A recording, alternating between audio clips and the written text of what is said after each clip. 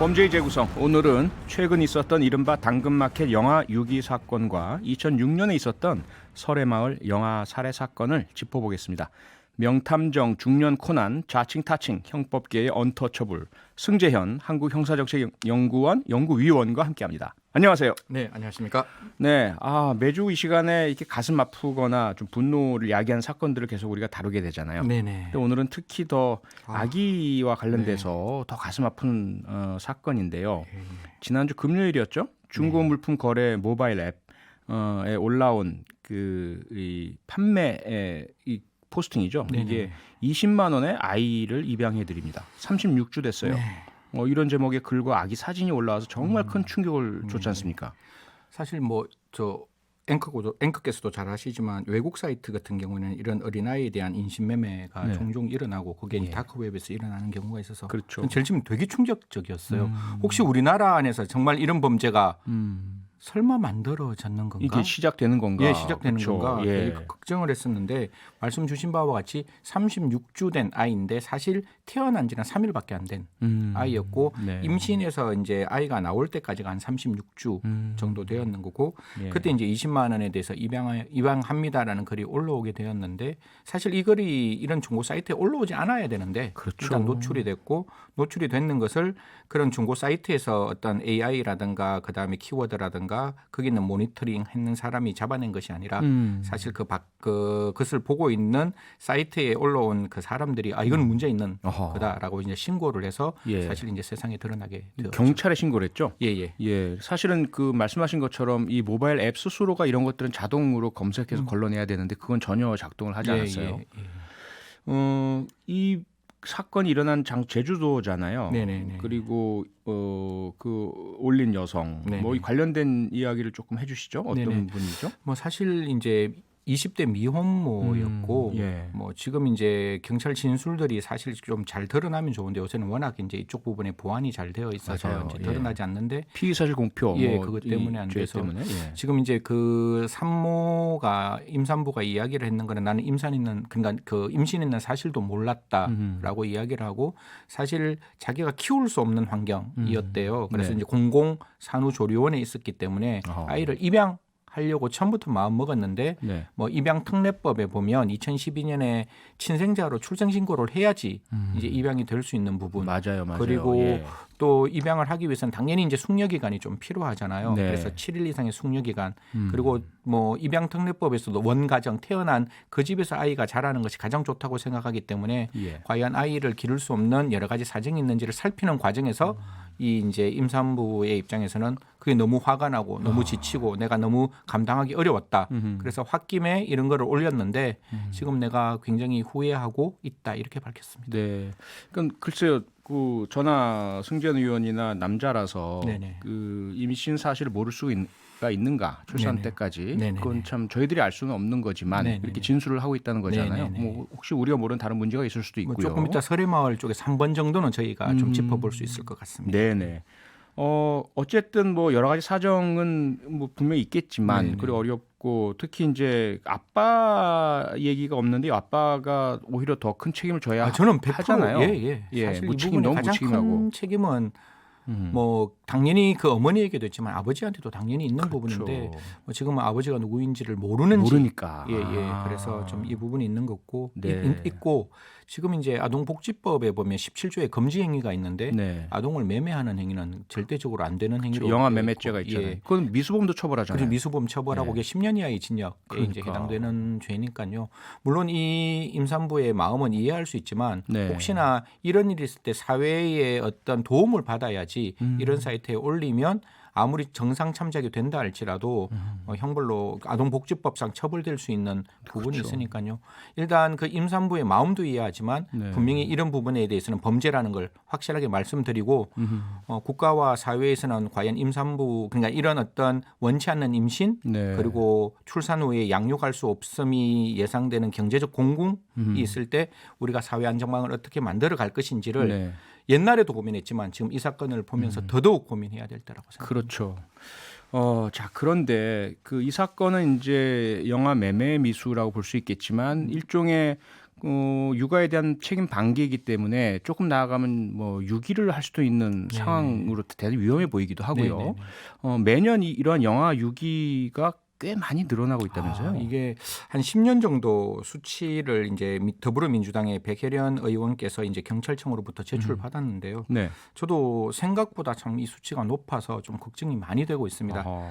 영아 살해는 10년 동안 110건 아이고. 정도가 발생했으니까 매달 한 건 정도 아하. 영아 살인죄가 발생하는 거고 예. 영아 유기죄는 1272건 정도가 발생하는 거니까요. 네. 사실 매달 10건 이상의 영아 유기가 발생한다라고 본다면 아하. 이러한 영아 살인과 영아 유기에 대해서 우리가 과연 국가가 어떠한 방향에서 이러한 그 살인과 유기를 막아야 할 것인가에 대한 진지한 고민을 해야죠. 사실 생명이라는 거는 전 지구상의 어떠한 가치보다도 더 높은 그럼요. 가치를 가지고 있고 그건 태어나면서부터 저희를 알고 있는 거잖아요. 인권이 네, 그럼요. 있는 거기 때문에 이 부분에 대해서 좀 국가가 적극적으로 들여다봐야 되지 않을까 생각합니다. 네. 자, 이 사건을 계기로 앞서도 승 의원께서 말씀 주셨지만 2006년에 발생했던 설해마을 영아 살해 네네. 사건. 이 사건은 한국 우리나라뿐만 아니라 프랑스의 경찰 수사 사법제도 그리고 네네. 프랑스가 우리를 바라보는 시각 뭐 이런 것들이 복잡하게 얽히면서 상당히 좀 세계적 관심을 끌었던 사건이에요. 그렇죠. 사회적인 이슈가 되었고 세계적인 관심이 네. 모였던 사건인데요.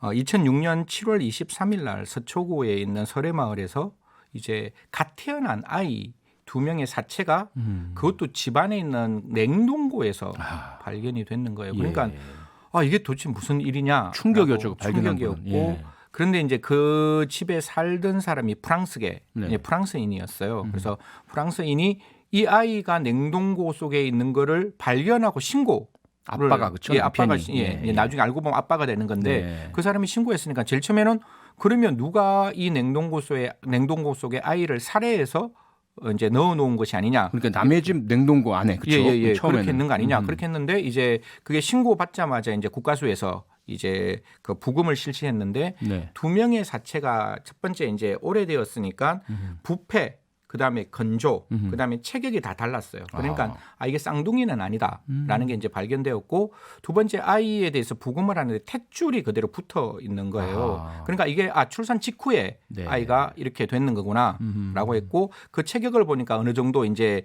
그러니까 우리가 흔히 말해서 10달을 다 채워서 나온 정도가 이제 되었는 거예요. 아하. 그러면 이제 두 번째 과연 이 아이가 그냥 인부 몸 안에서 낙태가 되었는지 네. 아니면 바깥에 나와서 살해가 됐는지에 따라서 죄명이 완전히 바뀌니까 다르죠. 예. 낙태죄와 영아 살해죄는 완전히 뭐 예. 하나는 살인이고 하나는 낙태니까 완전히 다른 그러니까요. 죄니까 예. 이제 부검에서 확인을 했는데 이게 그러니까 살아서 태어났는지를 확인하기 위해서 이제 허파 쪽을 좀 부검하면서 자발호흡을 했다는 징후가 있었는 것이고 예. 그러니까 이제 살아서 태어났다라는 거고 아이의 위장이라든가 이제 그 장을 살펴보니까 특별한 어떤 음식물이 없고 태변만 남아 있는 상황이라서 출산 직후에 살아 있는 상황에서 살해를 당했다. 이러니까 이제 2건의 살인 사건이 이제 만들어지게 되는 거죠. 네. 상당히 뭐라 그럴까요? 흔히들 말하는 엽기적인 네네. 충격적인 도대체 어떻게 누가 왜 이런 행동을 했을까? 네네. 만약에 정말 남의 집 냉동실에 이렇게 사체를 유기한 거라면 이것도 정말 이해할 수 없는 네. 그러다 보니까 여러 가지 설들이 제기가 되면서 심지어 그 집에서 일했던 외국계 가정부가 의심받고 이러기도 했었잖아요. 예, 그렇죠. 뭐 백인 여성이 들어갔다는 설도 있고 예. 가정부가 이제 뭐 용의자가 되는 용의 성상에 올라오는 경우도 있는데 이런 사건에서 가장 중요한 건 이제 증거. 네. 그래서 DNA 그렇죠. 이제 검사를 했는데 첫 번째 이제 충격적인 게 그 DNA가 지금 신고했는 이 사람이 DNA가 같다. 그러니까 아이와 지금 신고했는 사람이 DNA가 같으면 결국 이게 친생자가 그렇죠. 되는 거잖아요. 그다음에 두 번째 다시 한번 이제 그 어머니 그러니까 그 부인이죠. 네. 부인이 갖고 있는 칫솔 같은 걸 통해서 이제 2차 DNA를 하니까 또 어머니 DNA 모계도 일치하고 예, 부계도 그러면 일치하고. 결국 아하. 부부 관계에서 임신을 했는 아이 네. 즉 친생자라는 게 여기서 이제 드러나게 되니까 예.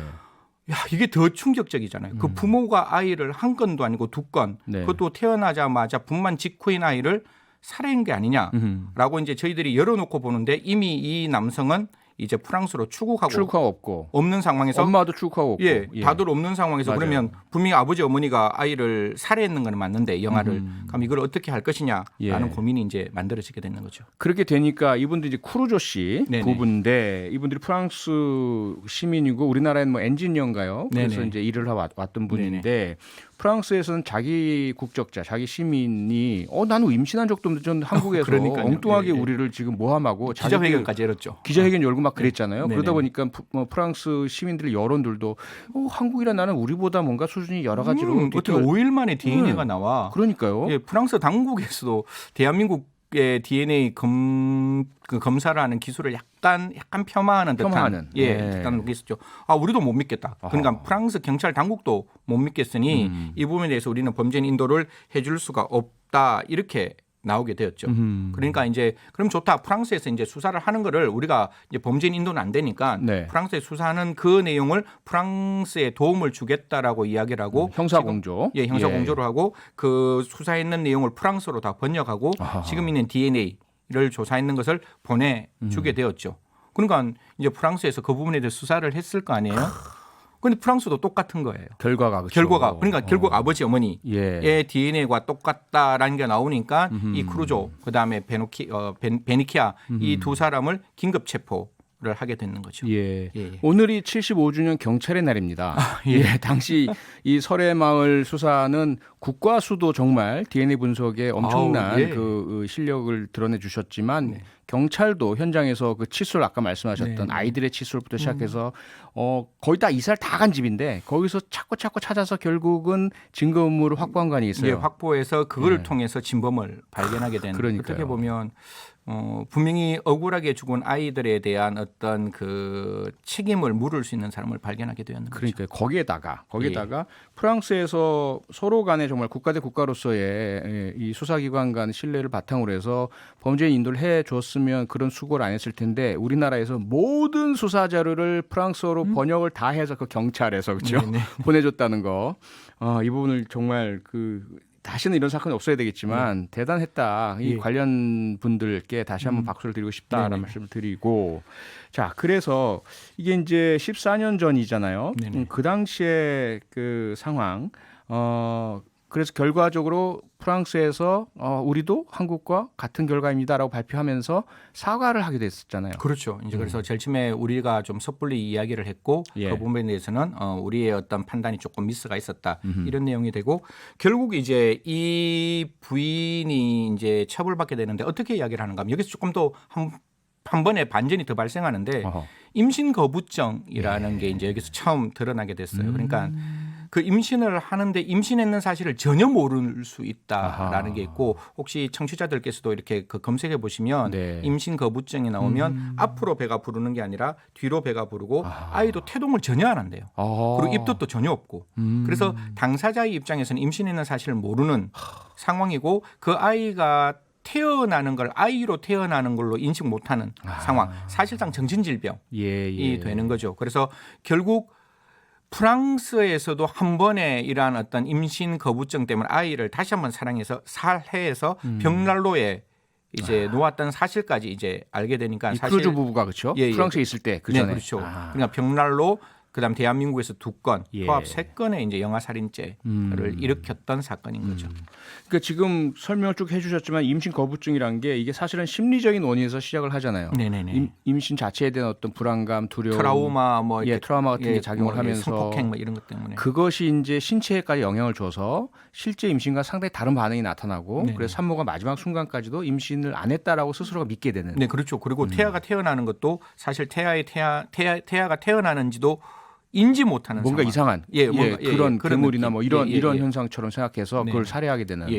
그러다 보니까 이게 그 사실은 상당히 프랑스 같은 경우는 영아 살해죄가 무척 무거운 처벌인데 이런 것들을 고려해서 상당히 좀 감형이 되지 않았습니까? 8년 그러니까 3건의 영아 살인죄가 일어났음에도 불구하고 이제 그런 정신질병이라는 점을 고려해서 네. 8년형이 나오고 아하. 사실 이제 한 4년 정도 복역하고 난 다음에 가석방을 받게 됐죠. 아하, 4년 복역하고요. 네네. 거기 또 조건이 또 달렸다면서요? 네네 뭐 이제 이런 사건으로 인터뷰하는 것을 조금 안 되는 것을 조건으로 가석방을 하게 되었는 거죠. 그러니까 자신의 범죄 행위를 통해서 이것을 뭐 돈을 번다든지 네네. 또는 이러한 부분들이 마치도 여러 사람에게서 나타나는 것인 것처럼 네. 이렇게 오인하게 만들므로써 범죄에 대한 확산, 영아 살인죄가 합리화, 정당화되는 합리화될 수 있는 부분이 있으니까. 그렇겠네요.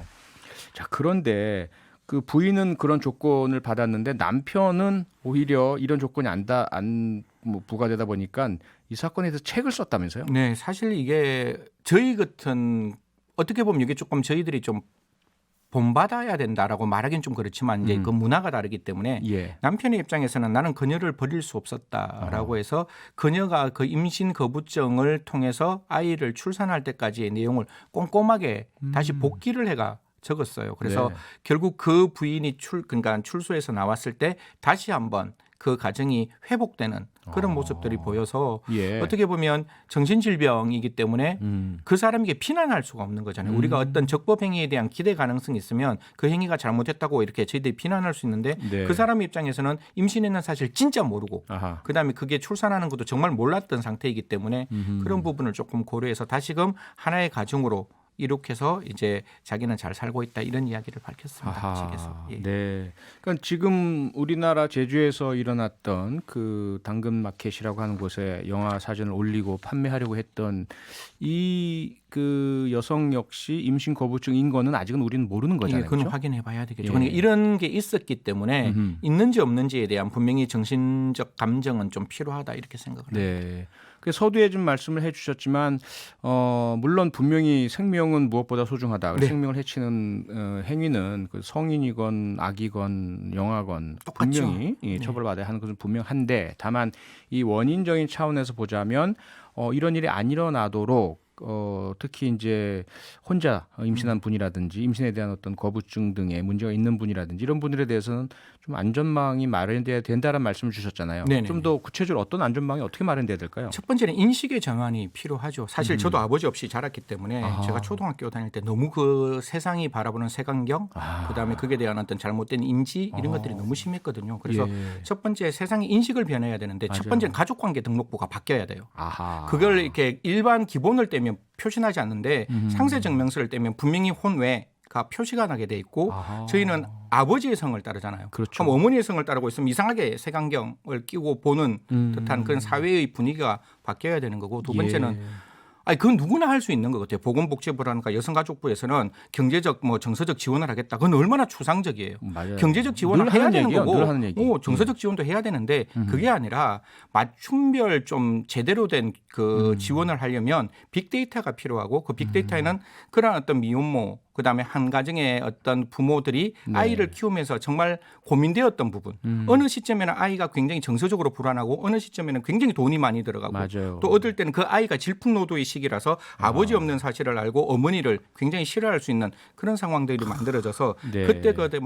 그때마다 맞춤식의 아하. 좀 교육이 필요하다라고 생각하고 제일 네. 마지막으로는 아까도 말씀드렸다시피 입양특례법이 아하. 조금 손질해야 되는 네. 경우가 손질이 필요한 부분이 있고 마지막으로는 낙태가 여성 자기 결정의 자유에 따라서 저는 허용돼야 될 부분이 분명히 있다라고 네. 보는데 낙태가 허용되면 될수록 예. 제가 봤을 때는 그 안정망이 똑같이 비례적으로 만들어져야 아하. 그 아이를 놓고 아이가 건강하게 자랄 수 있다는 확신이 있으면 예. 사실 낙태가 여성의 자기 결정의 자유권이라 할지라도 아이가 네. 건강하게 자랄 수 있는 환경이 되잖아요. 그렇게 마무리를 해야 될 것 같습니다. 예, 그렇게 네. 돼야 될 것 같습니다. 9011님 이유도 모르고 떠난 많은 아이들의 명복을 함께 빌고 싶습니다. 네, 같이 우리도 빌어드리도록 하겠습니다. 오늘 여기까지 하겠습니다. 네, 고맙습니다. 감사합니다. 평일 저녁 6시 5분에 여러분을 찾아갑니다. MBC 라디오 표창원의 뉴스 하이킥.